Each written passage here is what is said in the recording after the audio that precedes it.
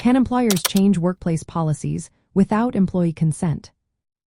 Breaking news in labor and employment law. A question that many employees and employers are asking right now is whether employers can change workplace policies without getting consent from their employees. This topic has gained attention recently as workplaces continue to adapt to changing circumstances. If you are curious about your rights or your employer's authority, you are in the right place. Employers generally have the power to modify workplace policies. However, there are legal considerations and limitations they must follow. In labor and employment law, employers can make changes without employee consent, but they must comply with relevant laws. For example, if an employer is bound by a collective bargaining agreement, changes may require negotiation with the union representing employees. In the United States, the National Labor Relations Act protects employees' rights to engage in concerted activities. This includes discussing workplace policies with coworkers. Employers must be careful not to retaliate against employees for exercising these rights.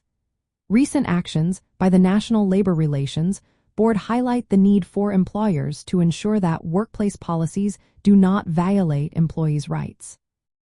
For instance, the use of non-compete agreements for non-managerial employees has come under scrutiny. Employers must also consider the impact of policy changes on employees' rights under other laws.